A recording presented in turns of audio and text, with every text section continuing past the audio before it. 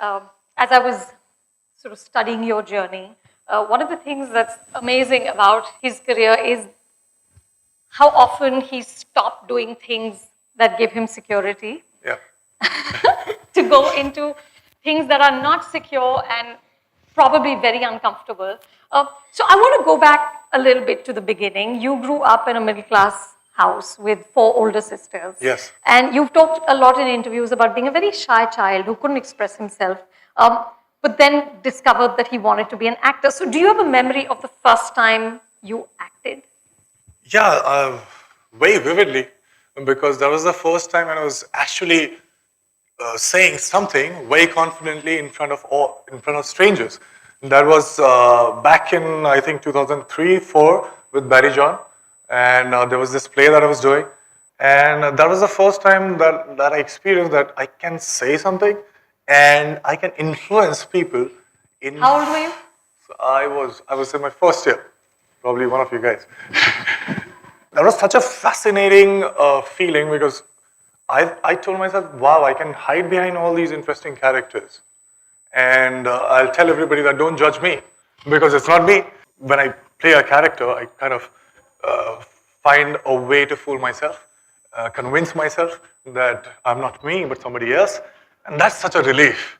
Not To playing not be yourself. you? I'm like, what do we do every day? I'm like, we try and project a personality that we think we are. And it's too much of an effort.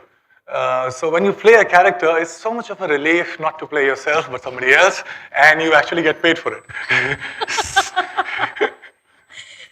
Then you enrolled in an engineering college where you were pretty good academically. Yes. But you dropped out because you wanted to be an actor. Tell me about where did you find the clarity to do that, and what did your parents say? So for 16, 17 years of my life, I somehow convinced myself that I don't need to speak. Because At all? At all. But I had like 2, 3 friends, and I was very open with them, but then that's it. Because, like you said, I had 4 sisters. I was so pampered and protected in my family that when I used to step out as a kid, I didn't know how to deal with people. So like, why are they not treating me as my family? It was a complete contrast, and I was like, okay, let me not say anything. That's very safe. So it happened for first 16, 17 years of my life. I told myself, okay, let me be very good in studies, and that's how I can have a place in society. But I think Shamak was the first one who got me into dancing on stage, and I realized that, okay, I can not say anything and Still express myself. And perform in a way that I can influence people in some sort of a way. And then he asked me to join theater. And the first play that I did, I was like, wow, what is this? What is exactly what I was missing to communicate? I'm like, I think that's the most important thing that we miss or we want in our lives. We want to be understood by somebody else. And when you act, that is what happens. I mean, like when that resonance happens, when you feel something, you connect it. And they get it. That's the resonance that happens, and you feel so good about it. So I took 3 years into thinking that, okay, is it just that I want to be next Shah Rukh Khan? Or a lot of dreams that man has inspired. Yes, or it is the thing that I'm doing right now that excites me so much. And I was sure in the 3 years of doing theater, and I was like, wow, I'll be wasting another year in doing engineering. So 3 years of engineering. Yep. I was like just there. 2 more semesters and I would have been an engineer, and probably... and we would have been a lot sadder, right? my dad would be very happy. He still tells me all the time that I know that you're doing well and everything, and I like you when you act. But that degree, man, you could have... Engineer bani jate yaar. No, but I'm doing that. I'm like, my engineering college, it's a secret between us. My engineering college has asked me to come there and give a talk, just interact with students. And I very humbly I've requested them to give my degree back. So so what's 2 semesters between friends, right? They're just considering it. So you're just there. But tell me about the day you made that decision and that clarity that comes with, you're this age and you say, I'm almost there. An engineering degree is such a big thing in India. How do you take that call when you're that young? I think most of the time, so I think we are so conditioned into thinking that there will be a day when we'll do something, and that's when people will recognize who you are, and that will be the day.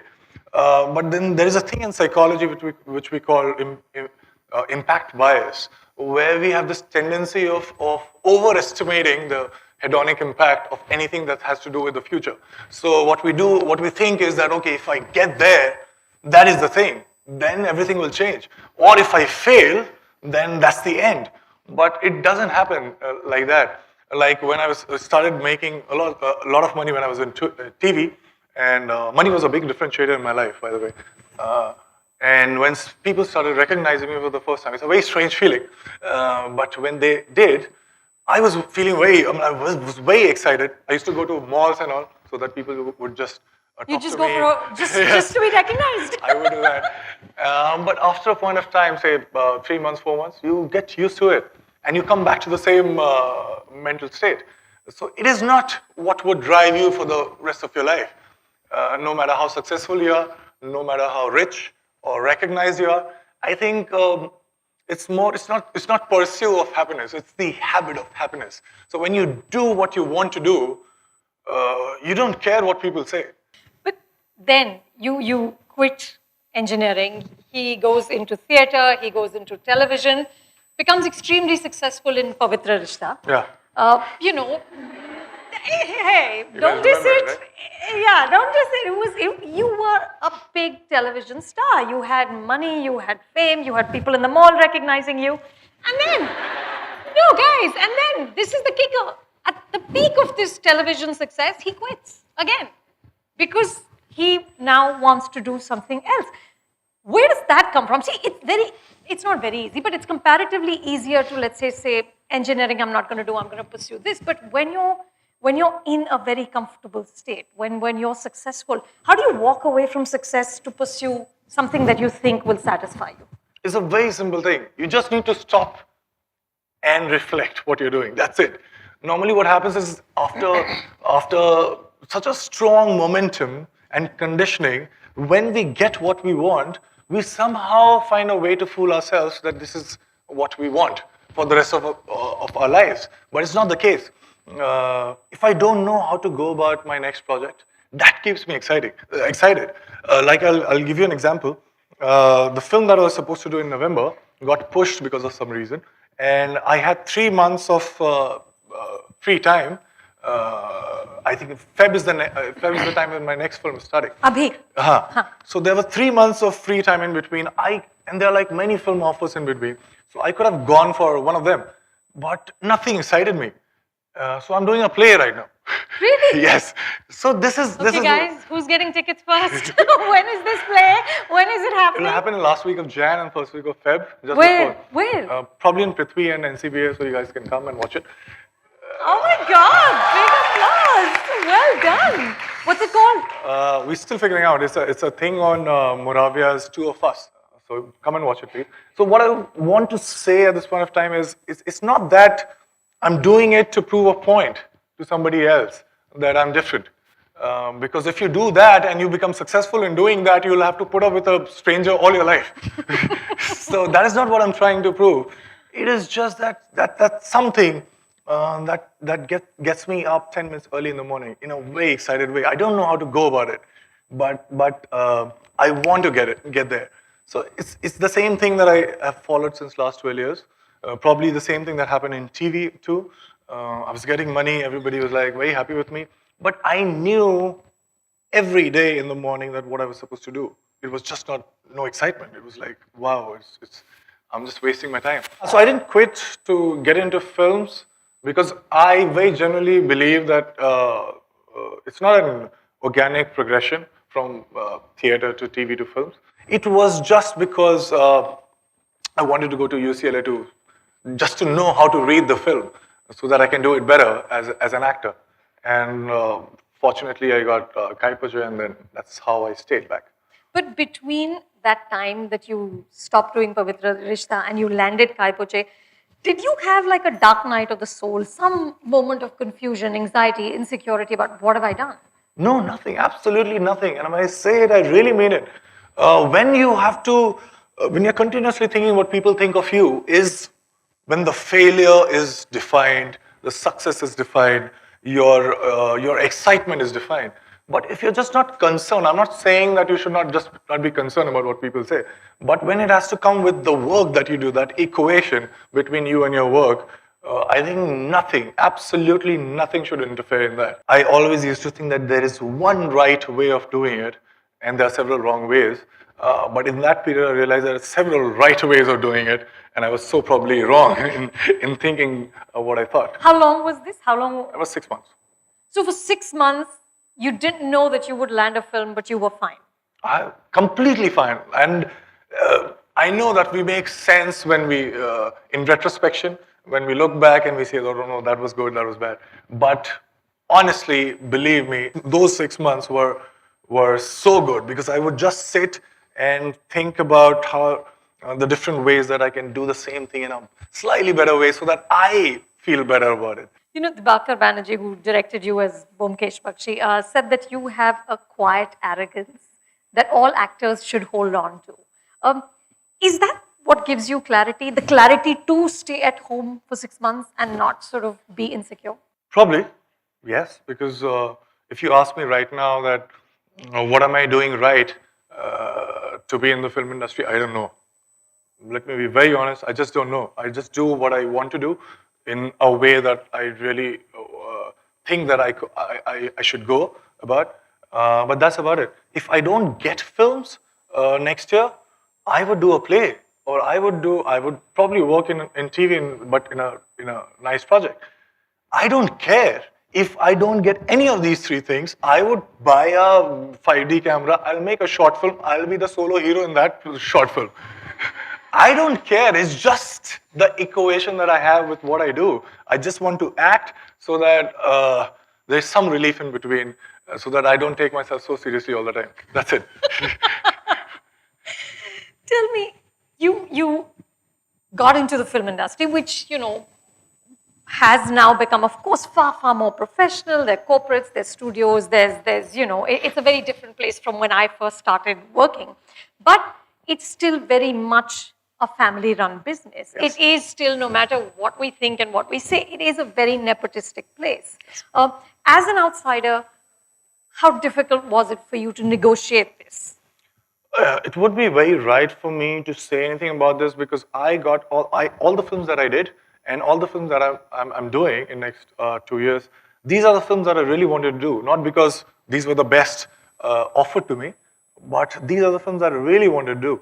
So I didn't have to wait in between. I got the films that I wanted to do, so I can't complain. But it doesn't mean that it's not there. It is there. When you're successful in a way that people recognize it, your film does well at box office. When you are successful as an outsider, you'll be discussed, but in a very hushed tone, and that's about it. And people are willing to just forget about it. But if you're an insider and you win, you're successful, it's multiplied by 10. If you lose, it's divided by 10. So that's the mathematics. But of course, you'll be affected when you're trying to make a point, to get that feedback from people around. But I don't. I'm not saying that I don't care what you feel when you watch my film, because I do care. That, as I said, when that resonance happens, and when I do a kind of an insinuation as an actor, and I'm just hoping that you get it, and you get it, I feel very good about it. But those are the 10 days or 15 days of the release of the film. When I choose a film, when I prep for the film, when I work for the film, I don't think about the audience as well. You're not invested in box office success or failure.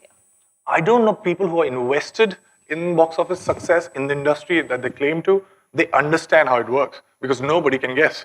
I have still not found any book that claims that this is how you'll get 100 crores in your next film. I've read it all, trust me. But it doesn't... There's no formula. There's no formula. It's only that after a film does something, we sit down in a very nonchalant way and we say that, oh, this is why, what happened. So we try to logically explain, so it's always the effect, and then we manufacture the cause after that, but not before that. So nobody knows what's going to happen. So if this is the case, if this is the chaos, let me find a pattern in that. Let me just not care about it, and let me be very selfish into thinking that okay, this is a film.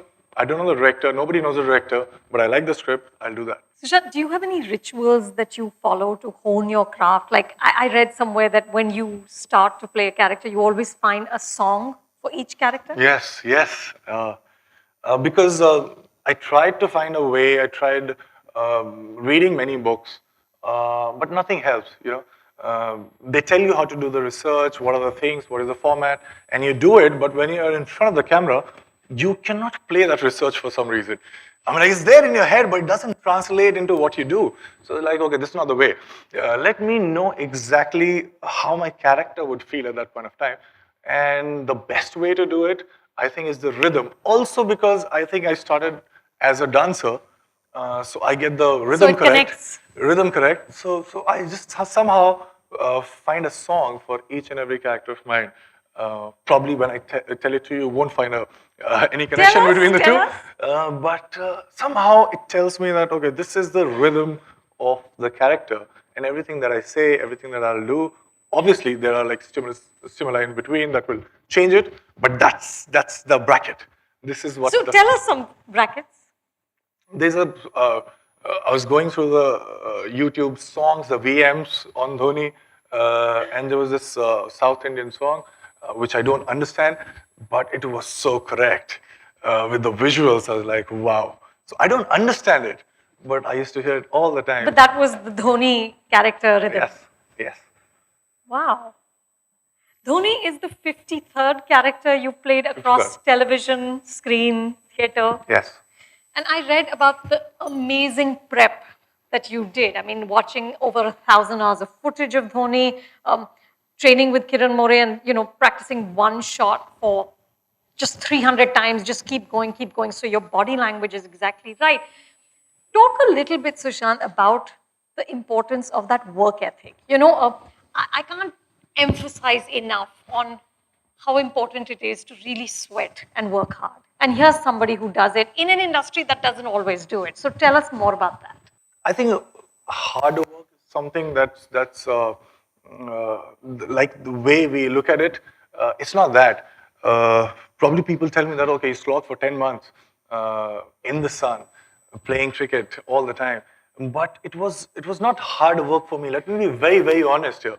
Okay, I started with signing a contract and saying that I'm doing this film, which is Dhoni's biopic. So what are the things that I want to do? So I have to be very good at cricket. I have to get his body language, intonation, diction, everything correct.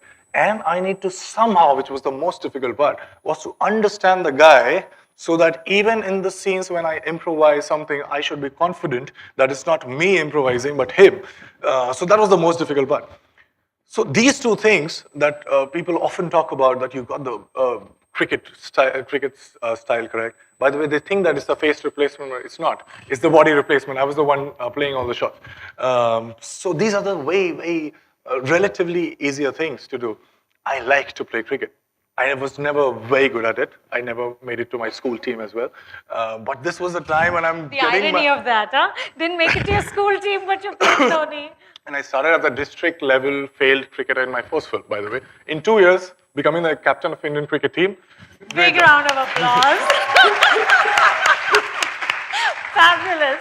So here I am getting the MS Dhoni's kit. Kiran More is training me.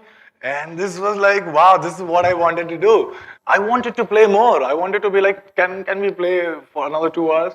So it was not hard work. And that's exactly what I want to say. When I think you would be playing those PS4 and Xbox games. So when you play that, at that point of time, you're so much engrossed, you're so much interested, it commands your attention so much that you're just there and you just don't care about what happens. And then you look at it and you're like, wow, 3 hours, thanks.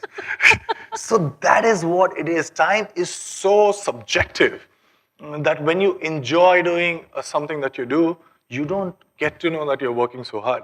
Somebody asked you, Sushant, in an interview about becoming a star. And you said, I don't know what that is and I don't intend to become one. Are you not at all seduced by the notion of stardom? No, if you give it to me, I keep it. because I don't know what I would do without it. So I'll just keep it. But at the same time, if you don't give it to me, I don't miss it, because that's not something that I'm looking forward to. I'll be very honest. When I started, that was the incentive that I was. Am I? Yeah, you're back on. Yeah.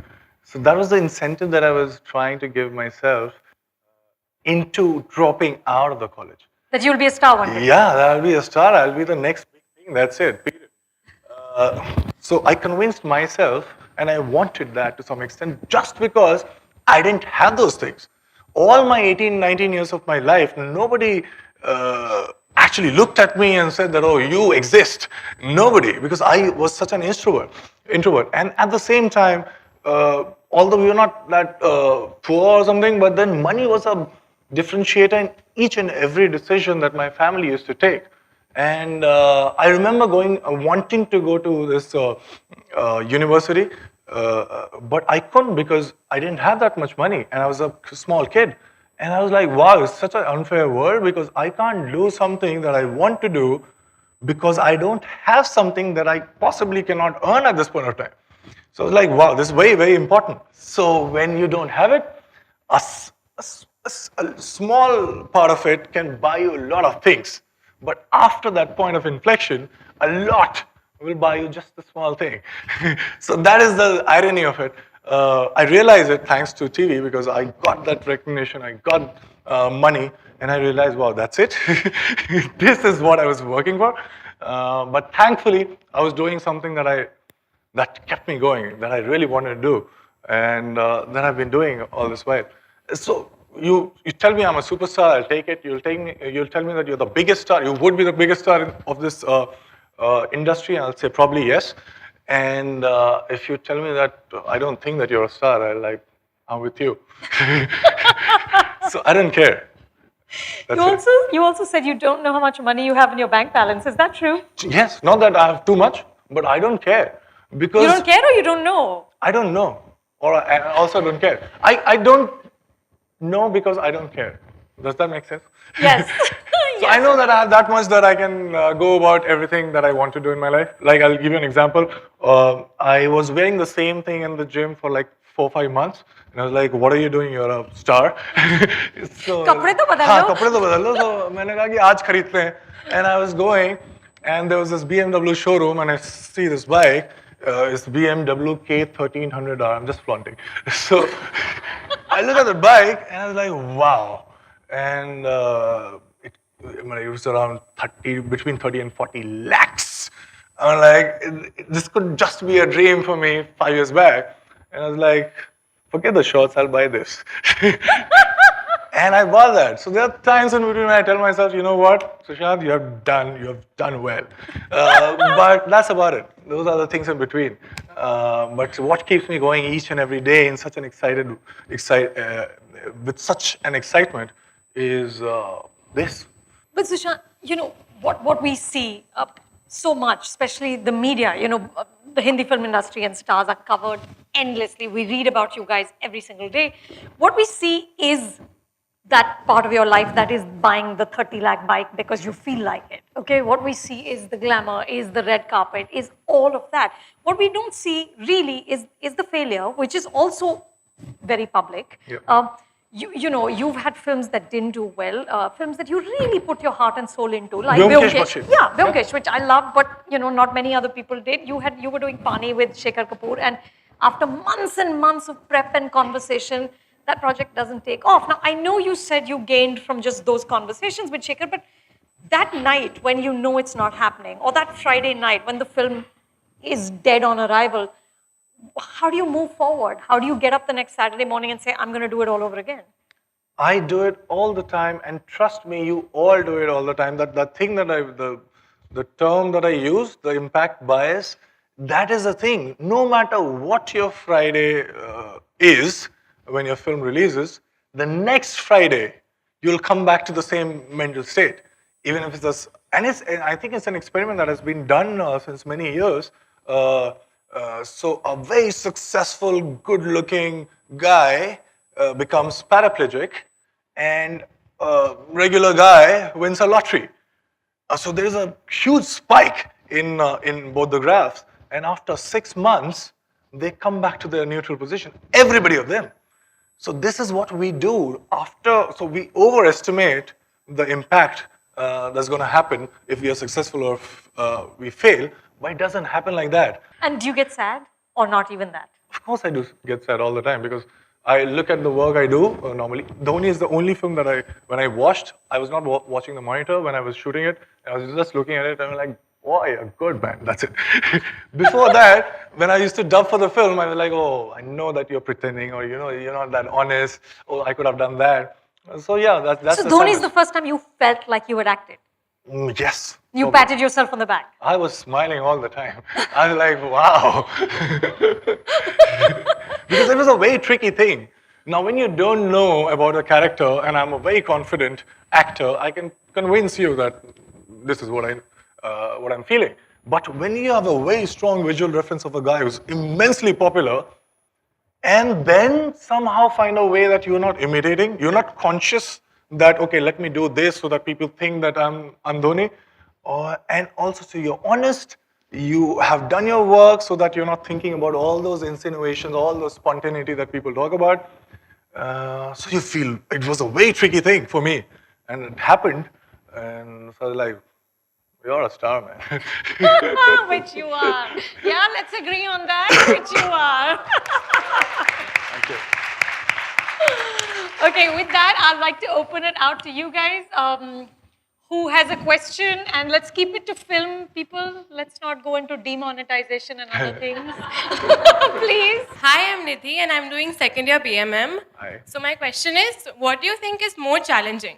Working in films or working for television? Equally challenging and no challenge at all at the same time. Because as I said, if you really like doing what you want to do, then you are performing in front of a live audience or a TV camera. I don't know what camera is that, but I would do the same.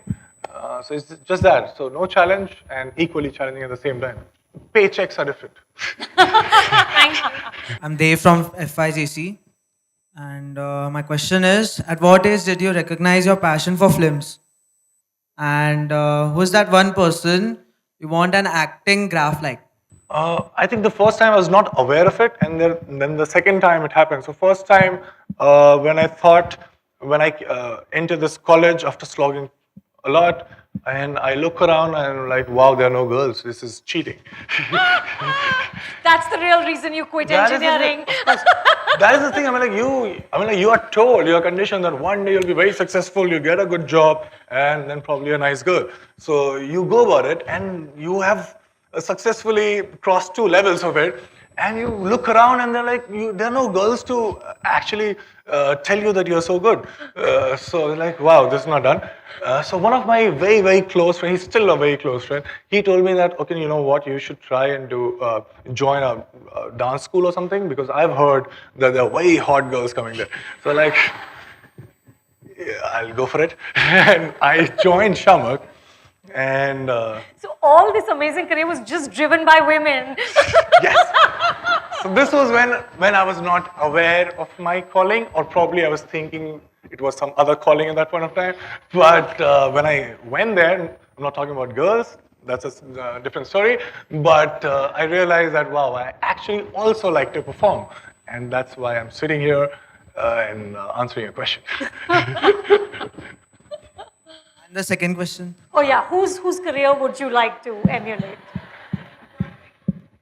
My career, 20, I would like to be what I want to be 20 years down the line. So if I get there, I'll be very happy. There's one thing that I think James Dean said, if I'm not wrong. He said that it's very hard to be a good actor. It's harder to be a good human being. And I want to be both before I'm done. So probably that.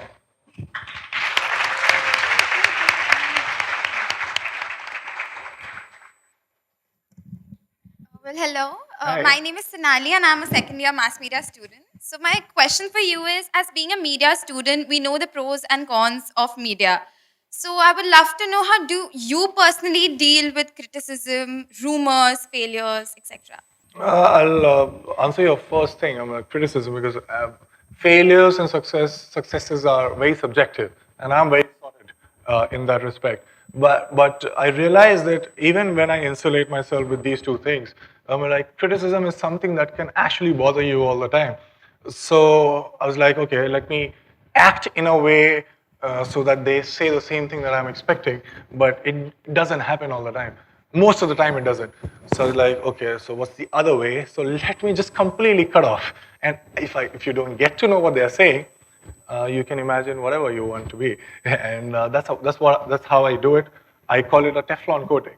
I don't read newspapers, I don't watch TV, Netflix, good. But I don't get to know what people are saying unless you walk up to me and say that you were bad or good or whatever, and I'll forget it in the next 10 minutes. But that's it. Hi, I'm Nishtha, and my question's actually to Anupama ma'am. Oh. So, ma'am, as students of media, I'm really curious to know what you feel are the few qualities that a film critique should possess, and what you should look at, and just generally. You know, honestly, I think the first thing that a film critic needs to have is a great love for cinema. And not sort of selective cinema, but all cinema. So that every Friday you go into the theater feeling optimistic. I mean, you've got to walk in thinking this one's going to be Sholay. Okay, you can't go in with cynicism. You can't go in with exhaustion. You can't go in fatigued thinking, because I'm married to a filmmaker. I know what it takes to make a movie. It's bloody hard, and nobody sets out to make a bad film. So you've got to have that respect and love for what you're seeing up on screen. So that's essential. Of course, you'll have things that you like more than other things. I mean, I can't watch gore, I can't watch blood beyond a certain point. I just can't do it. I just shut off. It just freaks me out. So you'll have those biases, but overall, you've got to be expansive in your love for movies.